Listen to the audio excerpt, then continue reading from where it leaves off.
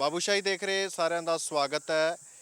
ਇਸ ਵੇਲੇ ਪੰਜਾਬ ਸੂਬਾ ਬਿਜਲੀ ਦੀ ਸਮੱਸਿਆ ਨਾਲ ਜੂਝ ਰਿਹਾ ਹੈ ਤੇ ਦਾਅਵੇ ਕੀਤੇ ਜਾ ਰਹੇ ਨੇ ਸਰਕਾਰ ਵੱਲੋਂ ਕਿ ਤਿਆਰੀਆਂ ਜਿਹੜੀਆਂ ਨੇ ਪੂਰੀਆਂ ਨੇ। ਝੋਨੇ ਦਾ ਸੀਜ਼ਨ ਹੈ ਜਿਹੜਾ ਆਊਗਾ ਤੇ ਜਿਸ ਵੇਲੇ ਪਾਵਰ ਦੀ ਜਿਹੜੀ ਰਿਕੁਆਇਰਮੈਂਟ ਹੁੰਦੀ ਹੈ, ਡਿਮਾਂਡ ਹੁੰਦੀ ਹੈ, ਉਹ ਮੈਕਸਿਮਮ ਹੁੰਦੀ ਹੈ ਤੇ ਉਸ ਦੇ ਨਾਲ ਨਜਿੱਠਣ ਦੇ ਲਈ ਸਰਕਾਰ ਤਿਆਰ ਹੈ, ਦਾਅਵਾ ਕੀਤਾ ਜਾ ਰਿਹਾ। ਪਰ ਐਕਚੁਅਲ ਦੇ ਵਿੱਚ ਇਹ ਕੰਡੀਸ਼ਨ ਹਰ ਸਾਲ ਕਿਉਂ ਆਉਂਦੀ ਹੈ, ਪਾਵਰ ਕ੍ਰਾਈਸਿਸ ਕਿਉਂ ਆਉਂਦਾ ਹੈ ਤੇ ਹੁਣ ਅੱਗੇ ਕਿਸ ਤਰੀਕੇ ਦੇ ਨਾਲ ਜਿਹੜੀ ਸਿਚੁਏਸ਼ਨ ਹੈਗੀ ਹੈ ਉਹ ਠੀਕ ਕੀਤੀ ਜਾ ਸਕਦੀ ਹੈ। ਅੱਜ ਇਸ ਪੂਰੇ ਬਿਜਲੀ ਸੰਕਟ ਦੇ ਵਿਸ਼ੇ ਤੇ ਗੱਲਬਾਤ ਅਸੀਂ ਕਰਾਂਗੇ। ਸਾਡੇ ਨਾਲ ਭੁਪਿੰਦਰ ਸਿੰਘ ਜੀ ਨੇ ਖਾਸ ਮਹਿਮਾਨ, ਜੋ ਕਿ ਪਾਵਰ ਸੈਕਟਰ ਫੋਰਮ ਰਿਫਾਰਮ ਦੇ ਕਨਵੀਨਰ ਨੇ। ਭੁਪਿੰਦਰ ਸਿੰਘ ਜੀ, ਸਵਾਗਤ ਹੈ ਪਹਿਲਾਂ ਤਾਂ। ਧੰਨਵਾਦ ਜੀ। ਮੇਰੇ ਤੁਹਾਡੇ ਸਾਰੇ ਸਰੋਤਿਆਂ ਨੂੰ ਸਤਿ ਸ਼੍ਰੀ ਅਕਾਲ ਜੀ। ਮੇਰੀ ਭੁਪਿੰਦਰ ਸਿੰਘ ਜੀ, ਸਭ ਤੋਂ ਪਹਿਲਾਂ ਬਿਜਲੀ ਸੰਕਟ ਦੇ ਨਾਲ ਪੰਜਾਬ ਆ ਜਿਹੜਾ ਉਹ ਜੂਝ ਰਿਹਾ ਹੈਗਾ ਤੇ ਤੁਸੀਂ ਮਹਿਕਮੇ 'ਚ ਰਹੇ ਹੋ, ਲੰਮਾ ਸਮਾਂ ਤੁਸੀਂ ਹੰਢਾਇਆ ਤੇ ਕਿਵੇਂ ਦੇਖਦੇ ਹੋ ਜਿਹੜਾ ਇਹ ਸੰਕਟ ਹੈਗਾ? ਇਹ ਹਰ ਸਾਲ ਵੈਸੇ ਤਾਂ ਆਉਂਦਾ, ਪਰ ਇਸ ਵਾਰ ਦਾ ਜਿਹੜਾ ਸੰਕਟ ਹੈ ਕਿ ਉਹ ਪਹਿਲਾਂ ਨਾਲੋਂ ਵੱਧ ਹੈ ਜਾਂ ਇਹ ਨਾਰਮਲ ਹੈ? ਦੇਖੋ, ਇਸ ਤਰ੍ਹਾਂ ਹੈ ਕਿ ਪੰਜਾਬ ਵਿੱਚ ਪਿਛਲੇ ਸਾਲ ਨੂੰ ਛੱਡ ਕੇ, ਹੈ ਨਾ, ਉਹ ਤੋਂ ਪਹਿਲੇ 5-7 ਸਾਲ ਪੰਜਾਬ ਵਿੱਚ ਬਿਜਲੀ ਪੂਰੀ ਸੀਗੀ, ਕੱਟ ਨਹੀਂ ਸੀ ਲੱਗਦੇ। ਤੇ ਮਤਲਬ ਜੇ ਅਸੀਂ ਇਹਨੂੰ ਰਿਕਾਰਡ ਦੇ ਮੁਤਾਬਿਕ ਦੇਖੀਏ, ਸਨ 15-16 ਸਾਲ ਤੋਂ 15-16 ਤੋਂ ਲੈ ਕੇ ਤੇ 19-20 ਜਿਹੜਾ ਈਅਰ ਹੈ ਉਦੋਂ ਤੱਕ ਪਾਵਰ ਕੱਟ ਨਹੀਂ ਸੀ ਲੱਗਦੇ, ਸਾਡੇ ਕੋਲ ਪੂਰੀ ਬਿਜਲੀ ਸੀ। ਪਿਛਲੇ ਸਾਲ ਇੱਕਦਮ ਸਾਡੇ ਕੋਲ ਬਿਜਲੀ ਦੀ ਘਾਟ ਮਹਿਸੂਸ ਹੋਈ ਤੇ ਸਾਨੂੰ ਬੜੇ ਵੱਡੇ ਪੱਧਰ ਤੇ ਕੱਟ ਲੱਗੇ। LS ਇੰਡਸਟਰੀ ਬੰਦ ਕਰਨੀ ਪਈ 3 ਹਫ਼ਤੇ ਤੇ ਹੋਰ ਡੋਮੈਸਟਿਕ ਕਮਰਸ਼ੀਅਲ ਸੈਕਟਰ ਉਹਨਾਂ ਦੇ ਵੀ ਕੱਟ ਲੱਗੇ ਤੇ ਬੜੇ ਧਰਨੇ ਮੁਜ਼ਾਹਰੇ ਹੋਏ। ਸੋ ਜੇ ਆਪਾਂ ਹੋਰ ਉਹ ਤੋਂ ਪਿੱਛੇ ਨਜ਼ਰ ਮਾਰੀਏ, ਜੇ ਆਪਾਂ 10 ਸਾਲ ਪਿੱਛੇ ਨਜ਼ਰ ਮਾਰੀਏ, ਸਾਲ 10-11 'ਚ ਸਾਡੇ ਕੋਲ 15% ਬਿਜਲੀ ਦੀ ਘਾਟ ਸੀ ਤੇ ਉਸ ਵੇਲੇ ਦੀ ਜਿਹੜੀ ਸਰਕਾਰਾਂ ਨੇ ਉਹਨਾਂ ਨੇ ਬਿਜਲੀ ਦੀ ਘਾਟ ਪੂਰੀ ਕਰਨ ਲਈ ਤਕਰੀਬਨ 4000 ਮੈਗਾਵਾਟ ਦੇ ਥਰਮਲ ਪਲਾਂਟ ਪੰਜਾਬ ਵਿੱਚ ਲਾਏ। ਤੇ ਇਹ ਜ਼ਰੂਰ ਹੈ ਵੀ ਉਹ 'ਚ ਇੱਕ ਵਿਵਾਦ ਦਾ ਵਿਸ਼ਾ ਰਿਹਾ ਕਿ ਸਾਰੇ ਪ੍ਰਾਈਵੇਟ ਚਲਾਤੇ। ਉਹ ਅੱਧੇ ਜਿਹੜੇ ਆ, 3 'ਚੋਂ 2 ਘੱਟੋ ਘੱਟ ਜਿਹੜੇ ਸਰਕਾਰੀ ਖੇਤਰ ਚਲਾਉਣੇ ਚਾਹੀਦੇ ਸੀਗੇ। ਉਹਦੀਆਂ ਆਪਣੀਆਂ ਪ੍ਰੋਬਲਮ ਆ ਗਈਆਂ, ਬਿਜਲੀ ਮਹਿੰਗੀ ਵੀ ਹੋਈ, ਹੋਰ ਬੜੀਆਂ ਪ੍ਰੋਬਲਮ ਆ ਗਈਆਂ। ਪਰ ਇਹ ਆ ਵੀ ਬਿਜਲੀ ਦੀ ਘਾਟ ਪੂਰੀ ਹੋ ਗਈ। ਹੁਣ ਕੀ ਹੋਇਆ ਕਿ 15-16 ਸਾਲ ਤੋਂ ਈਅਰ 2015-16 ਉਹ ਤੋਂ ਬਾਅਦ ਡਿਮਾਂਡ ਵਧੀ ਗਈ ਪਰ ਜਨਰੇਸ਼ਨ ਨਹੀਂ ਵਧੀ। ਸੋ ਜਨਰੇਸ਼ਨ ਨਹੀਂ ਵਧੀ ਤੇ ਹੁਣ ਫੇਰ ਉਹ ਡਿਮਾਂਡ ਤੇ ਸਪਲਾਈ ਦਾ ਪਾੜ ਪੈ ਗਿਆ। ਉਹ ਪਿਛਲੇ ਸਾਲ ਵੀ ਪ੍ਰੋਬਲਮ ਆਈ। ਸੋ ਇਸ ਸਾਲ ਵੀ ਜਿਹੜੀ ਹੈ ਉਹ ਪ੍ਰੋਬਲਮ ਅਪ੍ਰੈਲ 'ਚ ਵੀ ਮਹਿਸੂਸ ਕੀਤੀ। ਤੇ ਜਿਸ ਤਰ੍ਹਾਂ ਲੋਡ ਵੱਧ ਰਿਹਾ, ਗਰਮੀ ਵੱਧ ਰਹੀ ਹੈ, ਅਪ੍ਰੈਲ ਮਹੀਨੇ 'ਚ ਤਕਰੀਬਨ 20-25% ਪਿਛਲੇ ਸਾਲ ਨਾਲੋਂ ਡਿਮਾਂਡ ਸਾਲ 21 ਨਾਲੋਂ ਗਈ, ਹੈ ਨਾ। ਤੇ ਮਈ ਮਹੀਨੇ 'ਚ ਡਿਮਾਂਡ ਜਿਹੜੀ ਹੈ ਉਹ 40 ਤੋਂ 45% ਵੱਧ ਹੈ। ਹੁਣ ਜੂਨ ਮਹੀਨੇ ਪਿਛਲੇ ਉਹ 15400 ਮੈਗਾਵਾਟ ਡਿਮਾਂਡ ਗਈ ਸੀਗੀ ਤੇ ਜੇ ਆਪਾਂ 25-30% ਹੋਰ ਡਿਮਾਂਡ ਲਾਈਏ 15400 ਤੇ ਵਾਧਾ ਹੋਇਆ ਤੇ ਫਿਰ ਤਾਂ ਸਾਡੀ ਡਿਮਾਂਡ ਸ਼ਾਇਦ 17000 ਮੈਗਾਵਾਟ ਜਿਹੜੀ ਹੈ ਉਹ ਟੱਚ ਕਰ ਜਾਏਗੀ। ਸੋ 17000 ਮੈਗਾਵਾਟ ਜੇ ਸਾਡੀ ਡਿਮਾਂਡ ਟੱਚ ਕੀਤੀ ਹੈ ਇਸ ਗਰਮੀਆਂ 'ਚ, ਜੂਨ ਦੇ 15 ਜੂਨ ਜਾਂ ਉਹ ਤੋਂ ਬਾਅਦ, ਤੇ ਉਨੀ ਡਿਮਾਂਡ ਪੂਰੀ ਕਰਦੇ ਸਾਧਨ ਹੈ ਨਹੀਂ ਜੀ। ਸੋ ਇਸ ਲਈ ਉਸ ਸਿਚੁਏਸ਼ਨ 'ਚ ਤਾਂ ਫਿਰ ਕੱਟ ਲੱਗਣਗੇ ਜੀ, ਮੈਨੂੰ ਲੱਗਦਾ ਜੀ। ਹਾਂ, ਇਹ ਹੈ ਜੀ। ਸੋ ਤੁਹਾਨੂੰ ਲੱਗਦਾ ਵੀ ਜਿਸ ਤਰੀਕੇ ਦੇ ਨਾਲ ਵੱਧ ਰਹੀ ਹੈਗੀ ਡਿਮਾਂਡ, ਅੱਜ ਬਿਜਲੀ ਮੰਤਰੀ ਹਰਭਜਨ ਸਿੰਘ ਈਟੀਓ ਨੇ ਵੀ ਕਿਹਾ ਵੀ ਅਪ੍ਰੈਲ ਦੇ ਵਿੱਚ ਪਿਛਲੇ ਸਾਲ ਨਾਲ ਕੰਪੇਅਰ ਕਰੀਏ ਤਾਂ 14% ਵਧੀ ਹੈ ਜਿਹੜੀ ਹੈਗੀ ਹੈ, ਜਾਂ ਜਿਵੇਂ ਤੁਸੀਂ ਦੱਸ ਰਹੇ ਹੋ ਕਿ ਮਈ ਦੇ ਵਿੱਚ ਵੀ 40 ਤੋਂ 60% ਜਿਹੜੀ ਵਧੀ ਹੈਗੀ ਹੈ। ਤੇ ਫਿਰ ਜਿਹੜਾ ਦਾਅਵੇ ਕੀਤੇ ਜਾ ਰਹੇ ਨੇ, ਪਹਿਲਾਂ ਵੀ ਇੱਕ ਬਿਆਨ ਆਇਆ ਸੀਗਾ ਕਿ ਸਰਕਾਰ ਪੂਰੀ ਤਰੀਕੇ ਨਾਲ ਤਿਆਰ ਹੈਗੀ ਹੈ, ਅਸੀਂ ਬਾਹਰੋਂ ਵੀ ਲੈ ਰਹੇ ਹਾਂ ਬਿਜਲੀ, ਆਪਦੇ ਕੋਲੇ ਵੀ ਸਾਡੇ ਕੋਲੇ ਕੁਛ ਕੁ ਪਈ ਹੋਈ ਹੈ। ਤੇ ਫਿਰ ਐਕਚੁਅਲ ਦੇ ਵਿੱਚ ਕੀ ਲੱਗਦਾ ਹੈਗਾ ਕਿ ਕਿੰਨੇ ਮਹੀਨੇ ਜਿਹੜਾ ਕ੍ਰਾਈਸਿਸ ਰਹਿ ਸਕਦਾ? ਦੇਖੋ, ਮੰਤਰੀ ਸਾਹਿਬ ਨੇ ਬਿਆਨ ਦਿੱਤਾ ਹੈ, ਨਵੀਂ ਸਰਕਾਰ ਆਈ ਹੈ, ਇਹਨਾਂ ਦਾ ਪਹਿਲਾ ਸਾਲ ਹੈ। ਸੋ ਇਹਨਾਂ ਨੂੰ ਜੋ PSPCL ਦੀ ਮੈਨੇਜਮੈਂਟ ਇਹਨਾਂ ਨੂੰ ਕਹਿ ਦਿੰਦੀ ਹੈ ਤੇ ਉਹ ਨੈਚੁਰਲੀ ਉੱਤੇ ਉਹਨੂੰ ਵੈਰੀਫਾਈ ਕਰਕੇ ਆਫਕੋਰਸ ਉੱਤੇ ਭਰੋਸਾ ਕੀਤਾ ਜਾਂਦਾ। ਪਰ ਮੈਂ ਕੁਝ ਚੀਜ਼ਾਂ ਜਿਹੜੇ ਆ ਨਾ ਆਂਕੜੇ ਸਾਂਝੇ ਕਰਦਾ ਕਿ ਇੱਕ ਤਾਂ ਜਦੋਂ ਬਾਹਰੋਂ ਬਿਜਲੀ ਲਿਆਉਣ ਦੀ ਜਿਹੜੀ ਟਰਾਂਸਮਿਸ਼ਨ ਕਪੈਸਿਟੀ ਹੈ ਉਹ ਤਕਰੀਬਨ 8500 ਮੈਗਾਵਾਟ ਜਿਹੜੀ ਹੈ ਉਹ ਲਿਮਿਟ ਜਿਹੜੀ ਹੈ ਕਰਨ ਦੀ ਕੋਸ਼ਿਸ਼ ਕੀਤੀ ਜਾ ਰਹੀ ਹੈ। ਤੇ ਦੂਜੀ ਜਿਹੜੀ ਹੈ 6500 ਕਿਹਾ ਜਾ ਰਿਹਾ ਵੀ ਪੰਜਾਬ ਕੋਲੇ ਪਈ ਹੈ ਮੈਗਾਵਾਟ। 8500 ਤੇ ਬਾਕੀ ਜਿਹੜੀ ਹੈ ਉਹ ਪੈਦਾਵਾਰ ਜਿਹੜੀ ਹੈ ਪੰਜਾਬ ਦੇ ਵਿੱਚ ਹੋਏਗੀ। ਸੋ ਇਹਨਾਂ ਦੋਨਾਂ ਦੀ ਬਾਹਰੋਂ ਜਿੰਨੀ ਬਿਜਲੀ 8500 ਪਲੱਸ ਜਿੰਨੀ ਪੰਜਾਬ 'ਚ ਪੈਦਾ ਹੋਏਗੀ ਉਹ ਟੋਟਲ ਸਾਡੀ ਸਪਲਾਈ ਹੋਏਗੀ ਵੀ ਅਸੀਂ ਬਿਜਲੀ ਕਿੰਨੀ ਦੇ ਸਕਦੇ ਹਾਂ। ਹੁਣ ਜਿਹੜੀ ਬਾਹਰ ਜਿਹੜੀ 8500 ਹੈ ਉਹ ਲਿਮਿਟ ਹੈ, ਜ਼ਰੂਰੀ ਨਹੀਂ ਹੈ ਵੀ 19 ਅਸੀਂ ਸਾਨੂੰ ਮਿਲ ਜਾਏ। ਕਈ ਵਾਰ ਜੇ ਓਵਰਆਲ ਜਿੱਦਾਂ ਹੁਣ ਕੰਟਰੀ 'ਚ ਹੀ ਕੋਲ ਦੀ ਸ਼ਾਰਟੇਜ ਹੈ, ਬਿਜਲੀ ਦੀ ਘਾਟ ਹੈ, ਜੇ ਮੌਨਸੂਨ ਲੇਟ ਹੋ ਗਏ ਜਾਂ ਇਹੋ ਜਿਹੀਆਂ ਪ੍ਰਸਥਿਤੀਆਂ ਹੋ ਗਈਆਂ ਜਾਂ ਹੋਰ ਕੋਈ ਕਿਤੇ ਪਲਾਂਟ ਫੇਲ ਹੋ ਗਿਆ ਤੇ ਇਹ ਜ਼ਰੂਰੀ ਨਹੀਂ ਹੈ ਵੀ ਸਾਨੂੰ 8500 ਤੱਕ ਮਿਲ ਜਾਏ, ਉਹ ਤੋਂ ਘੱਟ ਵੀ ਹੋ ਸਕਦੀ ਹੈ। ਠੀਕ ਹੈ ਜੀ, ਇਹ ਇੱਕ ਹੈ।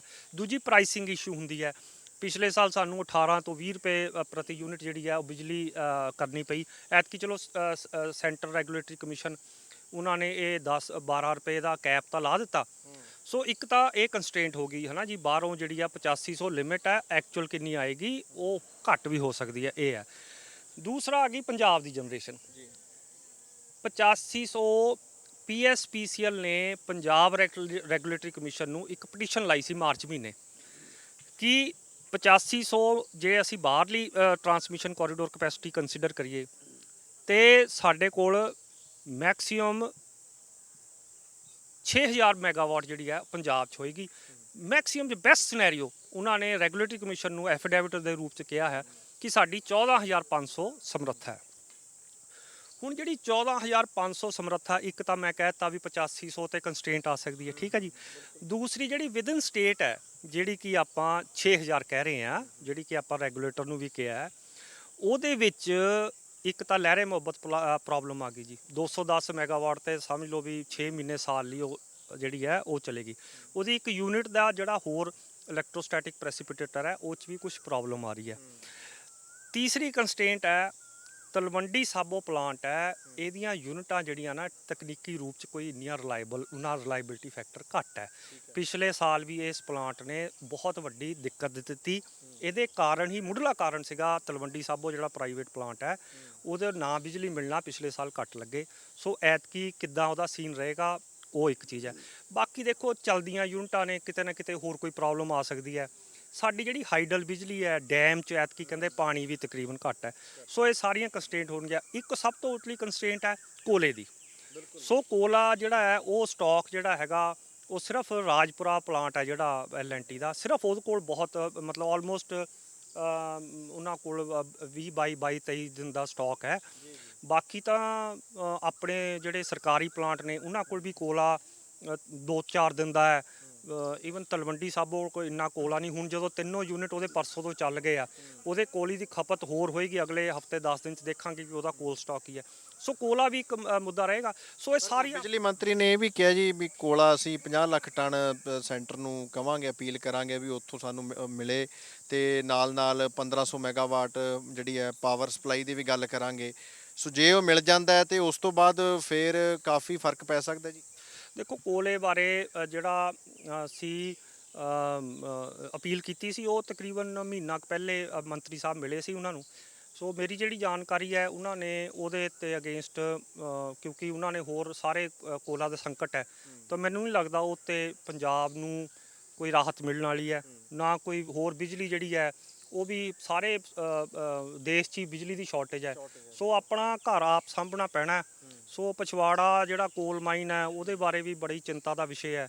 ਸੋ ਇਹ ਚੀਜ਼ਾਂ ਨੂੰ ਜੂਝ ਕੇ ਇਹ ਪ੍ਰਸਥਿਤੀਆਂ ਨੇ ਜਿਹਨਾਂ ਕਿ ਚੈਲੰਜਿੰਗ ਬੜੀ ਸਿਚੁਏਸ਼ਨ ਹੈ ਤੇ ਇਹਨੂੰ ਆਪਾਂ ਨੂੰ ਪਲਾਨ ਕਰਨਾ ਪੈਣਾ ਜੀ। ਤੁਸੀਂ ਗੱਲ ਕੀਤੀ ਹੈ ਜੀ ਪਛਵਾੜਾ ਕੋਲ ਮਾਈਨ ਦੀ। ਇਹ ਪਿਛਲੇ ਦਿਨੀ ਵੀ ਭਗਵੰਤ ਮਾਨ ਮੁੱਖ ਮੰਤਰੀ ਪੰਜਾਬ ਵੱਲੋਂ ਕਿਹਾ ਗਿਆ ਸੀਗਾ ਕਿ ਬਹੁਤ ਸਾਲਾਂ ਤੋਂ ਬੰਦ ਪਈ ਸੀ ਕੋਲ ਮਾਈਨ ਜਿਹੜੀ ਸੀਗੀ, ਕਿਸੇ ਨੇ ਧਿਆਨ ਨਹੀਂ ਦਿੱਤਾ ਜਾਣ ਬੁੱਝ ਕੇ, ਤੇ ਉਹ ਆਪ ਜਾ ਕੇ ਉਦਘਾਟਨ ਕਰਨਗੇ, ਸ਼ੁਰੂ ਕਰਨਗੇ ਤੇ ਉਸ ਤੋਂ ਬਾਅਦ ਹਾਲਾਤ ਆ ਜਿਹੜੇ ਬਹੁਤ ਸੁਧਰਨਗੇ। ਅੱਜ ਵੀ ਬਿਜਲੀ ਮੰਤਰੀ ਵੱਲੋਂ ਕਿਹਾ ਗਿਆ ਕਿ ਉਹ ਕੋਲ ਮਾਈਨ ਆ ਜਿਹੜੀ ਜਲਦੀ ਸ਼ੁਰੂ ਕਰਾਂਗੇ ਅਸੀਂ ਪਛਵਾੜਾ ਵਾਲੀ। ਇਹਦੇ ਬਾਰੇ ਦੱਸੋ ਵੀ ਜੇ ਇਹ ਸ਼ੁਰੂ ਹੋ ਜਾਂਦੀ ਹੈ ਤਾਂ ਕਿੰਨਾ ਕੁ ਫਰਕ ਪਊਗਾ ਤੇ ਕਿੰਨਾ ਕੁ ਜਿਹੜਾ ਕੋਲ ਹੈ ਉੱਥੋਂ ਮਿਲਣ ਦੀ ਆਸ ਹੈ ਜੀ? ਮੈਂ ਪਛਵਾੜਾ ਕੋਲ ਮਾਈਨ ਬਾਰੇ ਕੁਝ ਜਿਹੜੇ ਅੰਕੜੇ ਕਲੀਅਰ ਕਰਦਾ। ਇਹ ਜਿਹੜੀ ਹੈ ਆਪਣੀ ਕੈਪਟਿਵ ਕੋਲ ਮਾਈਨ ਹੈ, ਪੰਜਾਬ ਨੂੰ ਅਲੋਟਡ ਮੀਨਸ ਕੈਪਟਿਵ ਮੀਨਸ ਸਾਡੀ ਮਾਈਨ ਆ ਉਹ ਪਛਵਾੜਾ ਕੋਲ ਮਾਈਨ। ਇਹ ਝਾਰਖੰਡ ਜਿਹੜੀ ਸਟੇਟ 'ਚ ਪਕੂਰ ਡਿਸਟ੍ਰਿਕਟ ਹੈ ਉੱਥੇ ਇਹ ਸਿਚੁਏਟਡ ਹੈ। ਇਹ ਤਕਰੀਬਨ ਸਾਨੂੰ 2000-2001 ਦੇ ਕਰੀਬ ਇਹ ਸਾਨੂੰ ਮਾਈਨ ਅਲੋਟ ਹੋਈ ਸੀ। ਇਹਦੇ ਵਿੱਚ ਅਨੁਮਾਨਿਤ ਤਕਰੀਬਨ 400 ਮਿਲੀਅਨ ਟਨ ਕੋਲਾ ਹੈਗਾ। ਤੇ ਇਸ ਮਾਈਨ ਦੀ ਇੱਕ ਮਤਲਬ ਕੁਦਰਤੀ ਪ੍ਰੋਪਰਟੀ ਹੈ ਨਾ ਕਿ ਇਹਦੇ ਵਿੱਚ ਕੋਲਾ ਬਹੁਤ ਹਾਈ ਕੁਆਲਿਟੀ ਦਾ ਕੋਲਾ ਹੈ, ਓਕੇ ਬੜੀ ਲੋ ਐਸ਼ ਕੰਟੈਂਟ ਦਾ ਕੋਲਾ ਹੈ, 34% ਤੋਂ ਘੱਟ, 41-4200 ਕੈਲੋਰੀਫਿਕ ਵੈਲਿਊ ਦਾ ਕੋਲਾ ਹੈ।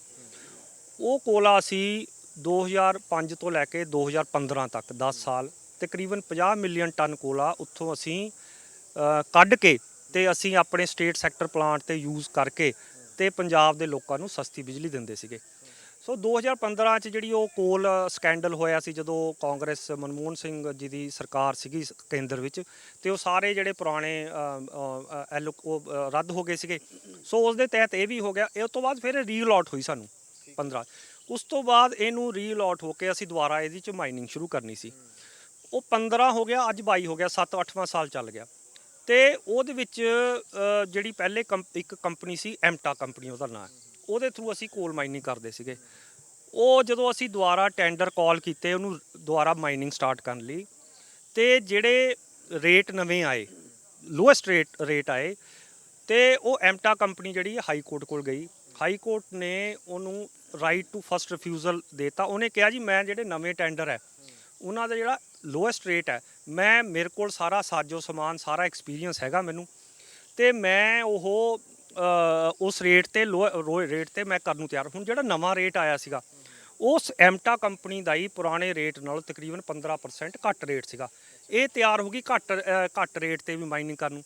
ਤੇ ਹਾਈ ਕੋਰਟ ਨੇ ਕਿਹਾ ਜੀ ਵੀ ਜੇ ਇਹਦੇ ਕੋਲ ਐਕਸਪੀਰੀਅੰਸ ਹੈ, ਸਾਰਾ ਪੁਰਾਣਾ ਇਹਦਾ ਕੋਲ ਤਜਰਬਾ ਹੈ, ਤੇ ਘੱਟ ਰੇਟ ਤੇ ਕਰਨ ਨੂੰ ਤਿਆਰ ਹੈ, ਇਹਨੂੰ ਰਾਈਟ ਟੂ ਫਸਟ ਰਿਫਿਊਜ਼ਲ ਦਾ ਹੱਕ ਇਹਦਾ ਬਣਦਾ।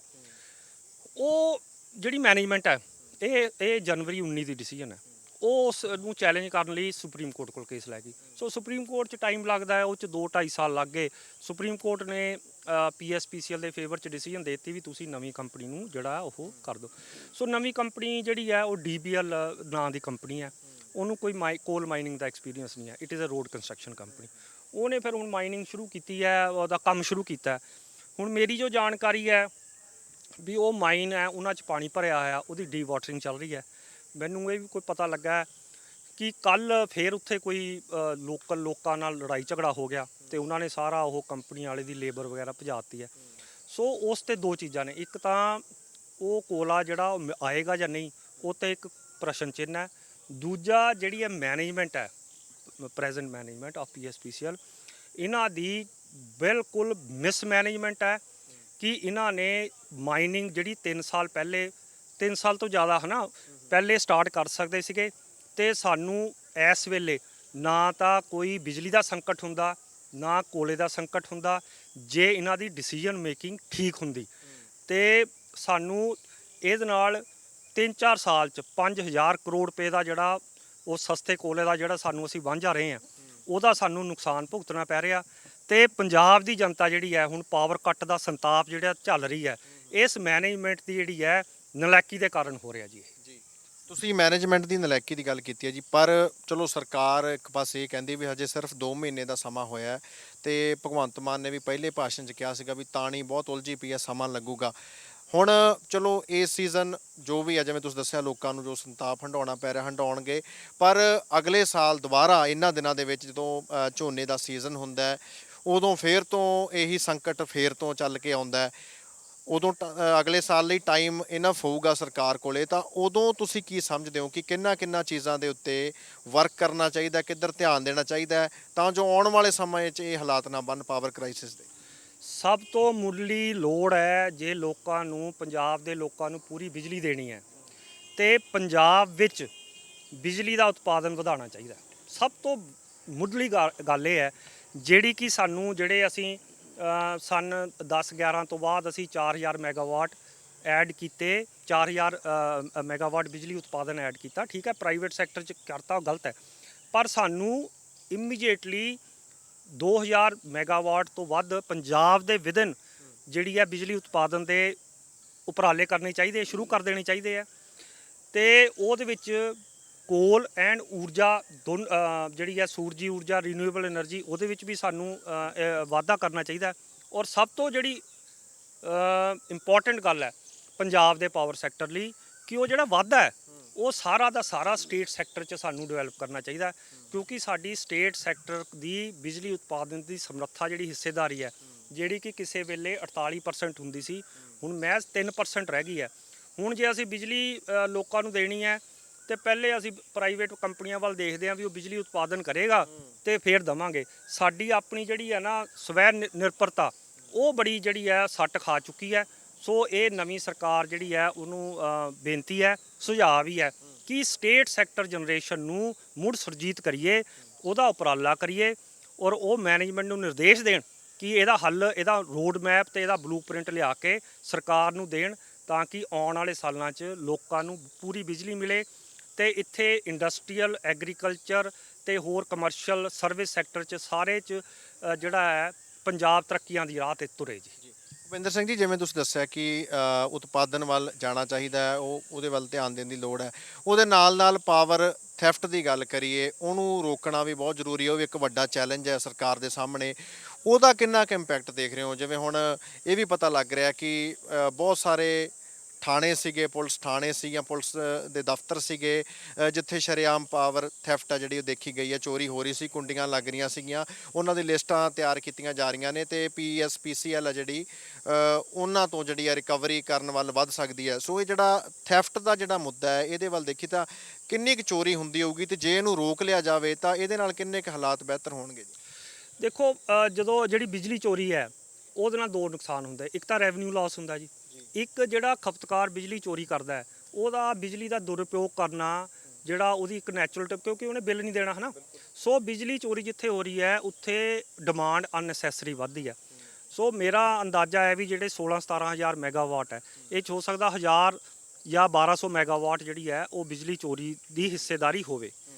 ਹੁਣ ਗੱਲ ਆ ਜਾਂਦੀ ਹੈ ਕਿ ਇਹਨੂੰ ਆਪਾਂ, ਇਹ ਸਾਰਿਆਂ ਨੂੰ ਪਤਾ ਹੈ, ਸਾਰੇ ਕਹਿੰਦੇ ਆ ਜੀ ਬਿਜਲੀ ਚੋਰੀ ਇੰਨਾ ਰੈਵਨਿਊ ਲਾਸ ਹੈ ਜੀ 1215, ਕਰਨਾ ਕਿ ਨਹੀਂ ਹੈ ਜੀ, ਕੌਣ ਕਹਿੰਦੇ ਆ, ਹੈ ਨਾ। ਇਹ ਸਵਾਲ ਹੈ। ਜਿਹੜੇ PSPCL ਦੇ ਕਰਮਚਾਰੀ, ਇੰਜੀਨੀਅਰ, ਈਵਨ ਇਹਨਾਂ ਦੀ ਮੈਨੇਜਮੈਂਟ, ਪਾਵਰ ਸੈਕਟਰ ਐਕਸਪਰਟ ਵੀ, ਉਹ ਕਹਿੰਦੇ ਆ ਜੀ ਉਹ ਪੋਲੀਟੀਕਲ ਇੰਟਰਫੇਰੈਂਸ ਹੈ।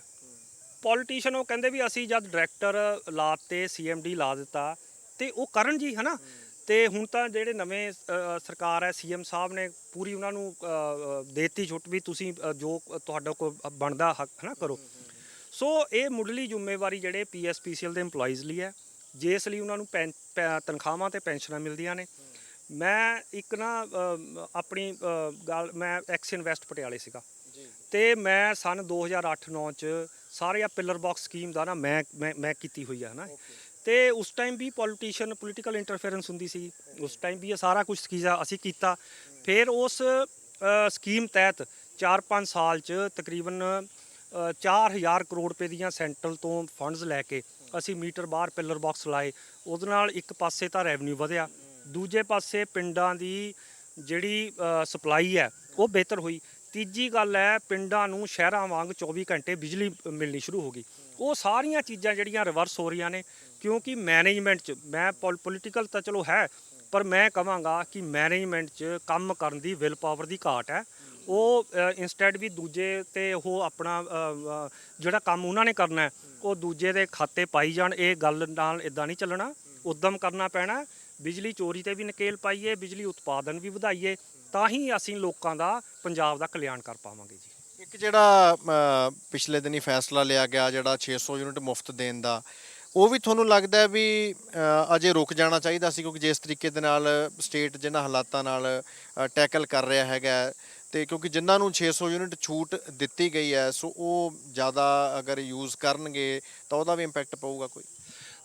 ਦੇਖੋ, ਇਹਦਾ ਇੱਕ ਤਾਂ ਇਹ ਹੈ ਵੀ ਥੋੜ੍ਹਾ ਜਿਹਾ ਜਿਹੜੇ ਰੂਫਟਾਪ ਸੋਲਰ ਲੱਗਣ ਦੀ ਉਹ ਹੈ, ਉਹਦੇ ਰੁਚੀ ਜਿਹੜੀ ਹੈ ਖਪਤਕਾਰਾਂ ਦੀ ਘਟ ਸਕਦੀ ਹੈ।